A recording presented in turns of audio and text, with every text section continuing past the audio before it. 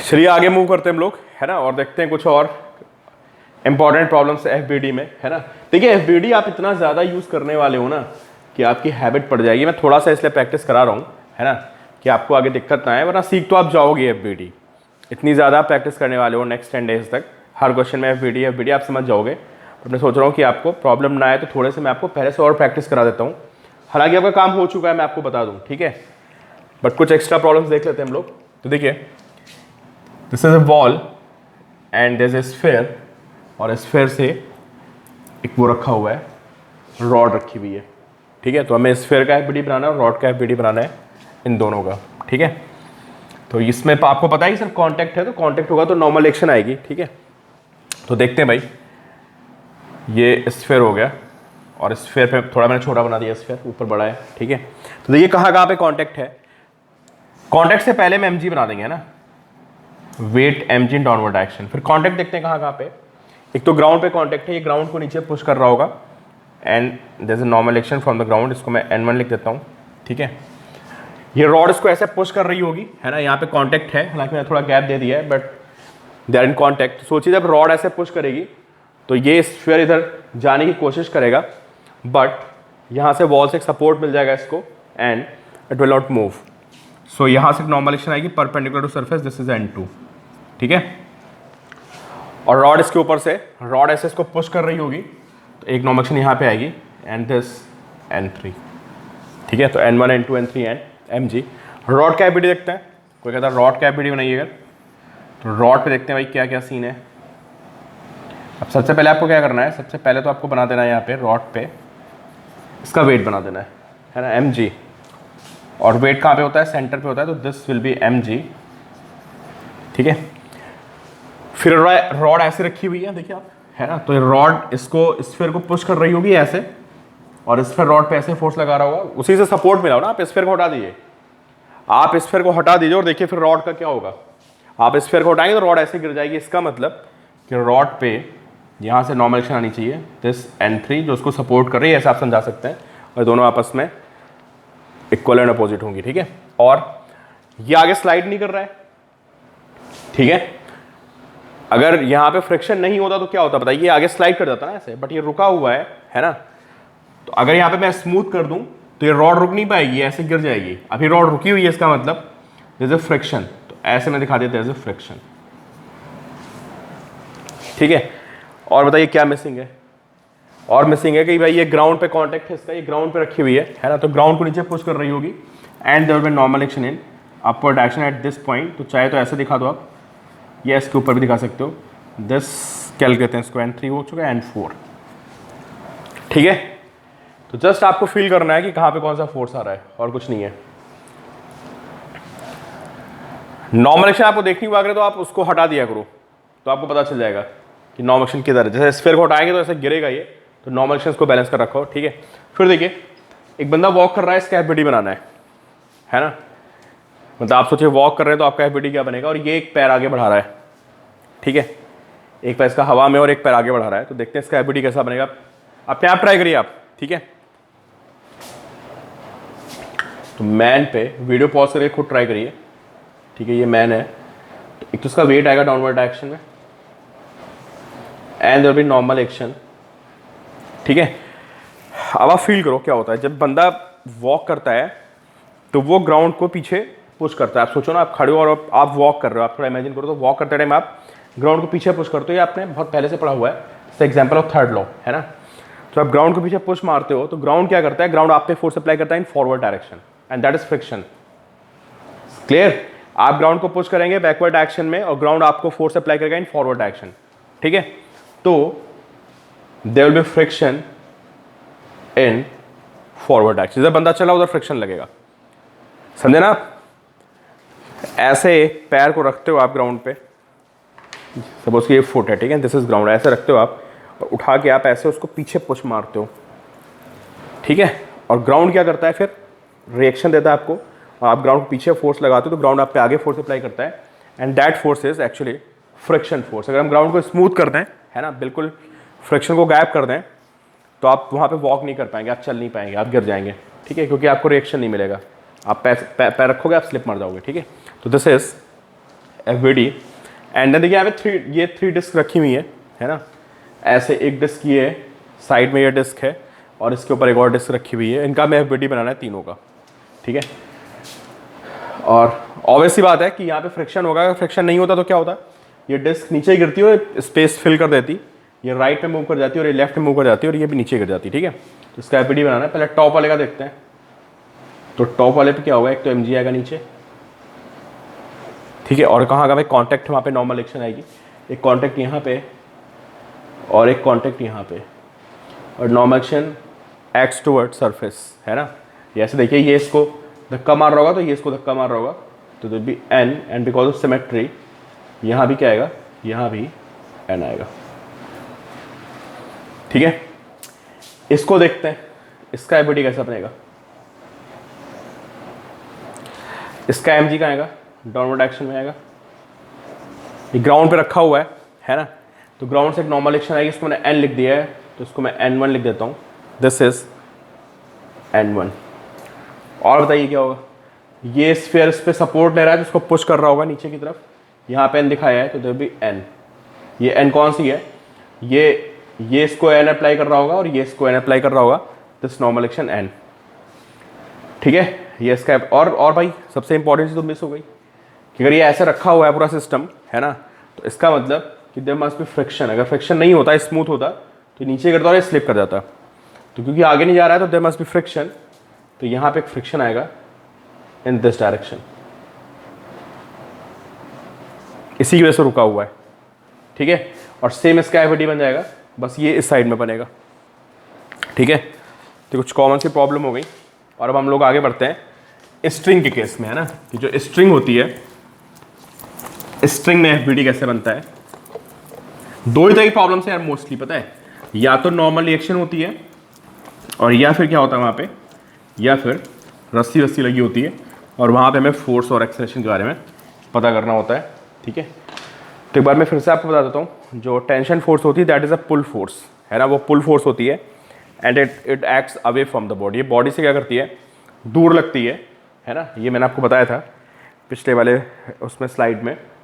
And electromagnetic force, tension force electromagnetic force, और elasticity की वजह से आती है। जब आप किसी को पुल करते हो तो क्या होता है, वो दोनों एंड पे उसके एक फोर्स डेवलप होता है जिसको हम क्या बोलते हैं, टेंशन बोलते हैं, and that is electromagnetic nature. तो देखिए कुछ देखते हैं भाई हम लोग, FBD, अब ये टेंशन की बात हो रही, ठीक है, टेंशन एंड स्ट्रिंग, जहाँ पे रस्सी होती है वहाँ पे टेंशन आती है। और देखते हैं, सबसे बेसिक से शुरुआत करते हैं हम लोग, ठीक है। ये एक स्ट्रिंग है, जैसे ब्लॉक M यहाँ पे हैंग कर रहा है, ठीक है, कोई कहता है इसका FBD बनाइए, तो ठीक है भाई, ब्लॉक देखते हैं, ब्लॉक पे कौन कौन से फोर्स होंगे। ब्लॉक पे एक तो उसका mg होगा इन डाउनवर्ड डायरेक्शन, ठीक है, और ये वेट इसको नीचे ले जाना चाहेगा, है ना। अगर मैं रस्सी को कट कर दूं तो नीचे गिर जाएगा, इसका अंदर रस्सी ने इसको क्या कर रखा है, बैलेंस कर रखा है। एंड एट दिस पॉइंट, है ना, नीचे मत दिखा देना टेंशन, है ना, टेंशन जो होती है that is away from the body. तो नॉर्मल एक्शन टुवर्ड्स बॉडी लगाते थे, tension away from the body, ये रस्सी इसको खींच रही है ऊपर की तरफ, ठीक है। और कोई कहता है भाई टेंशन की वैल्यू कितनी होगी, यहाँ पे कितना टेंशन होगा, तो आप बोलोगे इसमें क्या, इसको बैलेंस कर देते हैं, तो mg is equal to T, समझे। तो रस्सी में जो टेंशन होगी that will be equal to weight of the object, जो ऑब्जेक्ट उसे हैंग कर रहा है उसके वेट के इक्वल होगी, ठीक है। चलो एक और देखते हैं इसके बाद, नेक्स्ट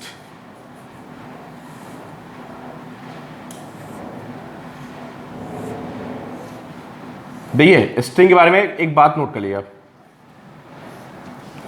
नोट करिए, मैं इसको लिख नहीं रहा बोर्ड पे। String is assume to be massless, जो स्ट्रिंग होती है उसका मास कितना होता है, 0 होता है, assume to be massless. Inextensible, inextensible का मतलब जिसमें एक्सटेंशन नहीं हो रहा है, ठीक है, इनएक्सटेंसिबल, इन एक्सटेंसिबल, ठीक है, इसमें कोई एक्सटेंशन नहीं हो रहा है। एंड मासलेस, ठीक है, इसका मास हम लोग कितना करते हैं, होता है मास, बट हम लोग इग्नोर कर देते हैं क्योंकि मास कंसीडर करेंगे तो थोड़ा सा प्रॉब्लम हो जाएगी। आगे आने वाली कॉम्प्लेक्स प्रॉब्लम से हम लोग इसके मास को भी कंसीडर करेंगे, ठीक है। तो assume to be massless and inextensible, ठीक है। तो देखिए भाई, अब यहाँ पे 2 ब्लॉक्स हैं और एक और पॉइंट, तीसरा पॉइंट में इसको नोट करना है आपको कॉपी में, ठीक है। इन ए रोप, इन स्ट्रिंग और rope, tension remains same throughout the length.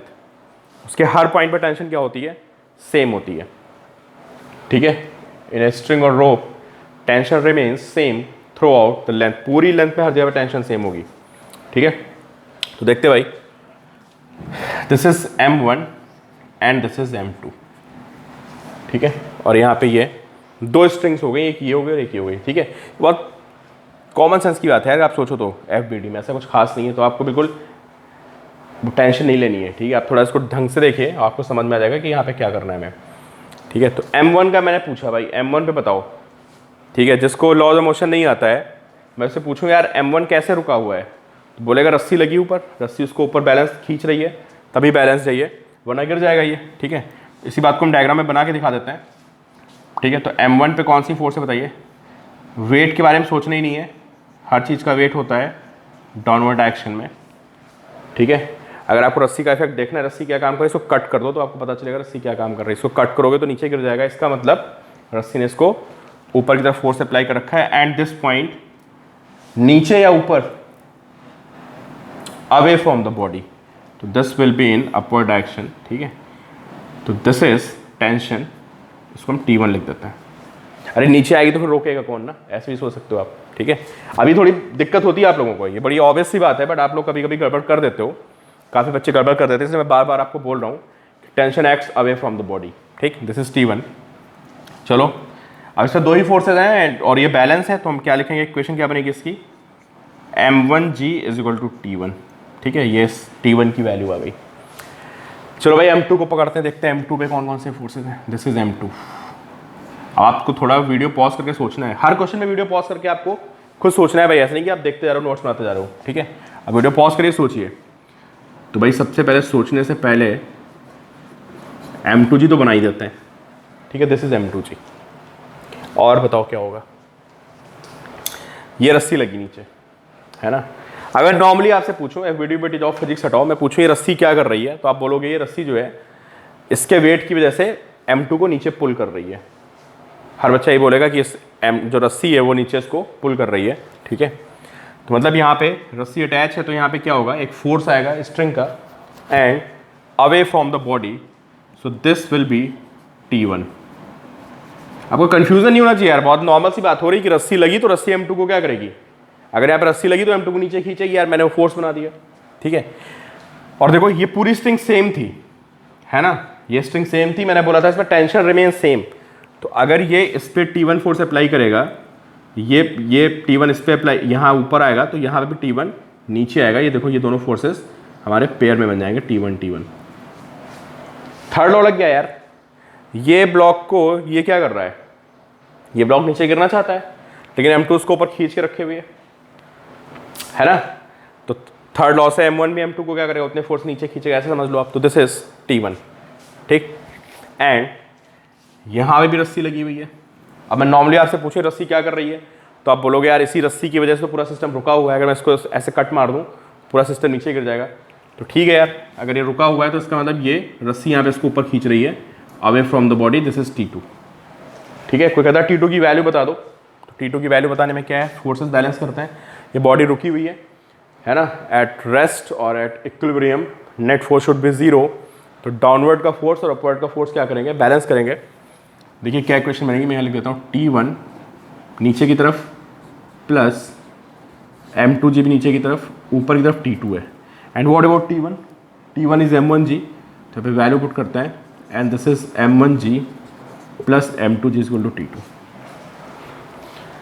ये 8th क्लास का बच्चा भी बता देगा कि इस रस्सी ने क्या संभाल रखा है। तो अगर उसको थोड़ा सा वेट के बारे में पता होगा तो बोलेगा कि उसने M2 M1 दोनों के वेट को संभाल रखा है।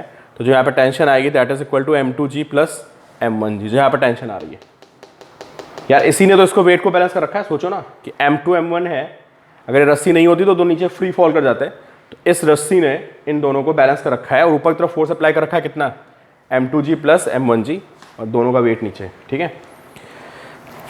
अगला क्वेश्चन बिल्कुल सिमिलर है, ठीक है, थोड़ा मैं स्पीड में करूंगा।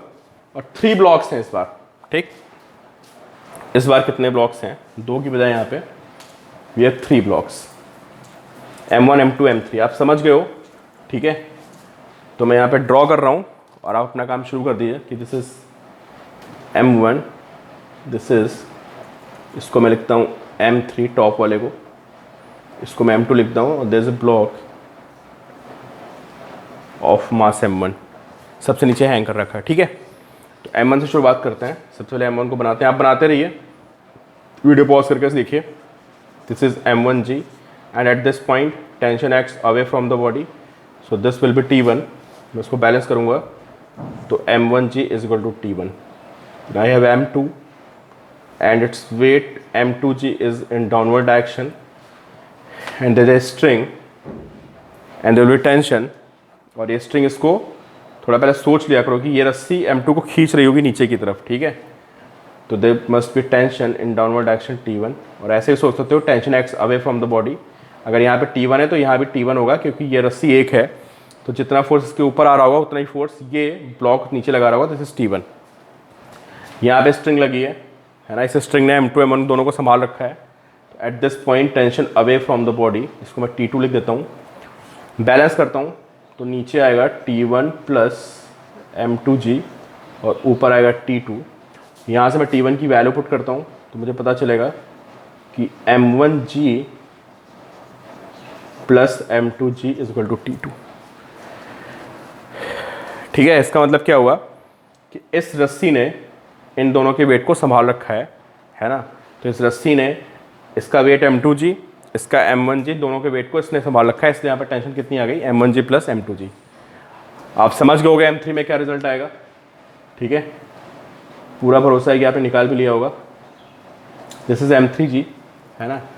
अब ये रस्सी लगी है यहाँ पे, इस पर टेंशन ऊपर T2 थी, तो वहाँ पे भी नीचे क्या आएगा, T2। समझे ना। M3 को ये रस्सी क्या कर रही, नीचे पुल कर रही होगी ना, दोनों का वेट इसको पुल कर रहा होगा। तो दिस टेंशन T2 इन डाउनवर्ड डायरेक्शन। वाई T2, क्योंकि ये पूरे में टेंशन T2 होती है, तो यहाँ पे ऊपर एक्ट करती है और यहाँ पे नीचे। This is T2 and this is T1। Balance करते हैं, नीचे कौन है, नीचे है T2 प्लस M3G और ऊपर कौन है, T1।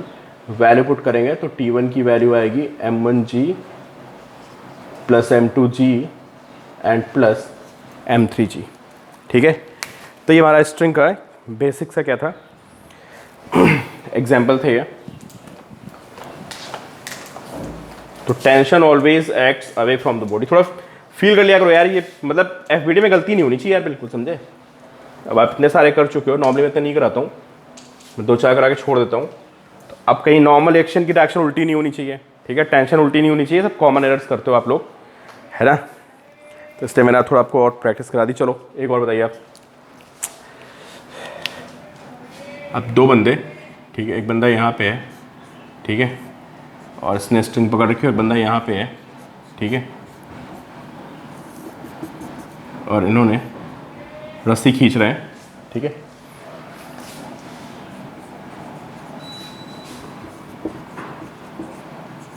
ठीक है, ये गेम होता है और उसमें दोनों ये रस्सी को पुल कर रहे हैं, ठीक। अपने आप को रख के सोचो, आप फील तभी आएगी आपको, ठीक है।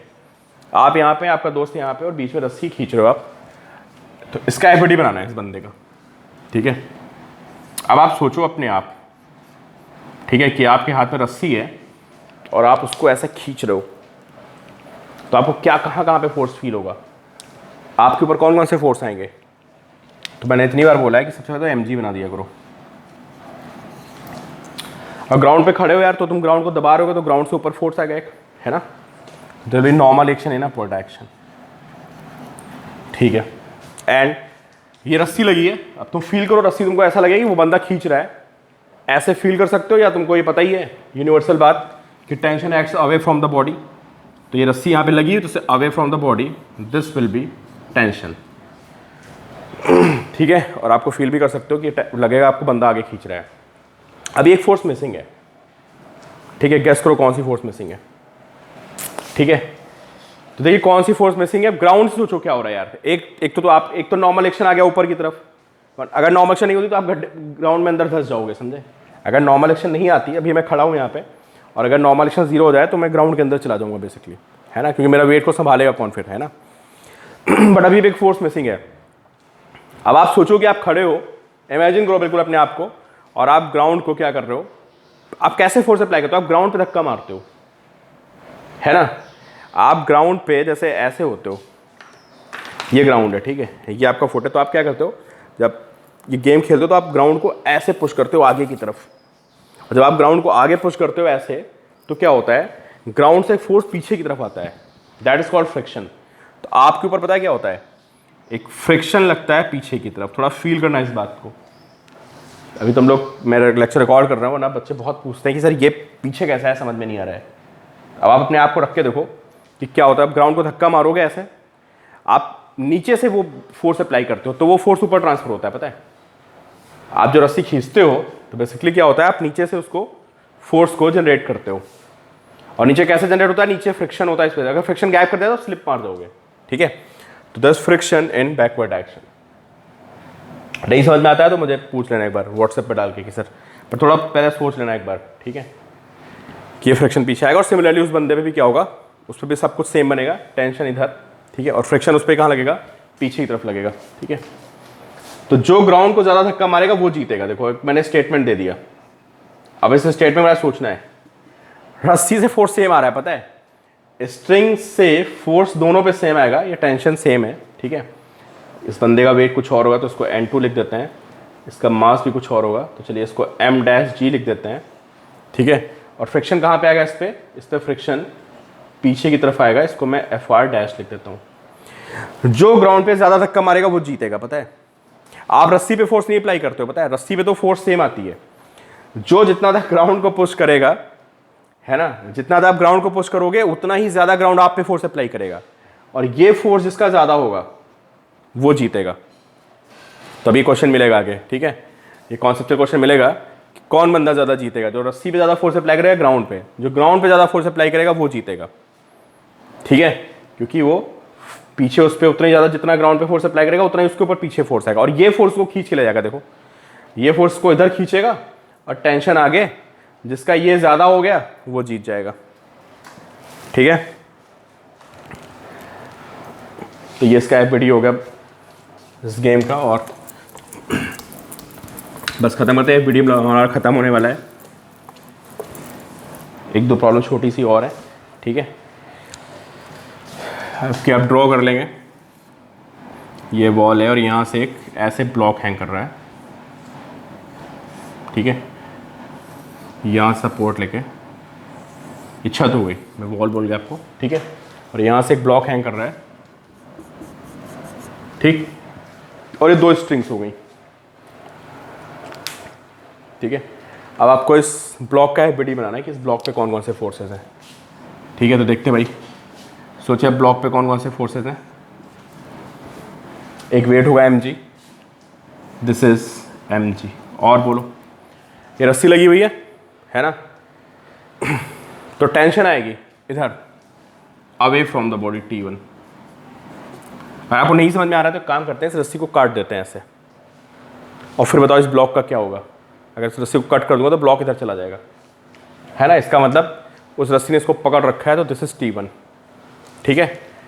अब इस पॉइंट पे आते हैं, स्ट्रिंग लगी हुई है तो यहाँ भी टेंशन आएगी अवे फ्रॉम द बॉडी, तो अवे फ्रॉम द बॉडी मतलब इधर T2 ऐसे आएगा, जो भी एंगल होगा वो बाद में हम डिसाइड करेंगे, दिस इज T2। नहीं, अब सोचा T2 इधर क्यों आएगा, तो यार इसको कट कर दो रस्सी को, तो आपको पता है ये ब्लॉक स्विंग मार के ऐसे चला जाएगा, इसका मतलब इसने इसको, इस रस्सी ने इसको पकड़ रखा है, तो दिस इज T2, ठीक है। चलिए एक और बता दिया आप मुझे, ये स्ट्रिंग है, ठीक है, और ये डिस्क है, दिस इज डिस्क, और ये स्ट्रिंग लगी उसके सेंटर से, दिस इज वॉल, ठीक है। इस हमें डिस्क का FBD बनाना है, डिस्क पे कौन कौन से फोर्सेस हैं, ठीक है। तो अब अपने आप ड्रॉ करिए यार, फिर आप मैच कराइए मेरे साथ से, ठीक है। mg नॉर्मल एक्शन, ठीक है, और यहाँ पे क्या होगा, एक टेंशन आएगी इस डायरेक्शन में। भाई टेंशन उल्टी मत बनाना यार तुम लोग, फिर बहुत मूड खराब होता है। अब टेंशन तुम उल्टी बनाते हो ना, तो लगता है कि सारा पढ़ाना बेकार हो गया, ठीक है। तो टेंशन नॉर्मल एक्शन सीख लो आप, गलत नहीं बनाना आपको। अभी भी नहीं समझ में आ रहा तो रस्सी को काट दो, पता चलेगा क्या हो रहा है। रस्सी को कट करोगे ये नीचे गिर जाएगा, ठीक है। सर रस्सी ने इसको इधर खींच रखा है, और अगर वॉल को हटा दें तो, अगर यहाँ वॉल नहीं होती तो क्या होता है, ये इधर स्विंग कर जाता है ना, वॉल ने सपोर्ट दे रखा है, तो there will be a normal reaction and which acts towards body, normal action acts towards body and perpendicular to the body. So this is normal action and this is tension. ठीक है, और इसके बाद हम लोग बहुत सारी पुली की प्रॉब्लम्स हैं, है ना. पुली सिस्टम होता है, तो देखते हैं एक पुली सिस्टम की प्रॉब्लम देख लेते हैं.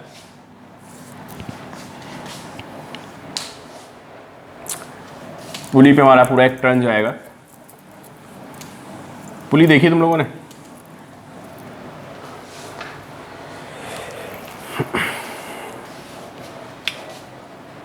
देखिए भाई,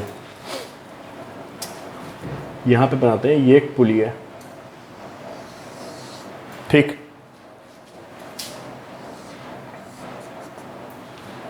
और यहां पे एक ब्लॉक हैंग कर रहा है ऐसे M1. ये बहुत इंपॉर्टेंट पढ़ रहे हो कुछ, आप ध्यान रखना है इसको, ठीक है. इस पे हमारे बहुत सारे लेक्चर्स जाएंगे. और यहाँ पे ब्लॉक हैंग कर रहा है M2, ठीक. और मुझे FBD बनाना है M1 M2 का और पुली का, तीनों का, ठीक है. तो सबसे पहले M1 को पकड़ते हैं. बताओ M1 पे कौन कौन से फोर्सेस होंगे. आप यहाँ पे बनाते हैं, चलो यहाँ पुली बना देते हैं पहले, ठीक है. अब पुली के बारे में एक बात सुन लो. Pulley is assume to be massless. हालांकि ऐसा नहीं होता है, लेकिन आप बड़ा बड़ा सा लिख लीजिए कि pulley is assume to be massless. बोलते ना एज्यूम टू बी, होती नहीं है. अगर हम एज्यूम नहीं करेंगे तो फिर हमारी कैरेक्टर थोड़ी बढ़ जाएगी. Assume to be massless and frictionless, मतलब इस पर जब रस्सी है, ऐसे रस्सी जा रही है इसके ऊपर से, पुली के ऊपर से घूमेगी, तो देयर इज नो फ्रिक्शन. तो इनको नोट करिए कि pulley is assume to be massless and frictionless. Assume to be मतलब होता नहीं है, लेकिन हम लोग उसको मान लेते हैं.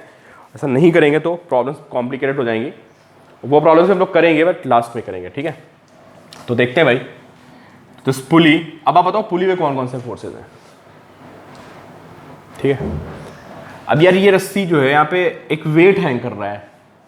तो अगर ये वेट हैंग कर रहा है यहाँ पे इस जगह पे इस रस्सी से, तो सोचो ये वेट इस पुली को क्या कर रहा होगा, नीचे खींच रहा होगा, ठीक है.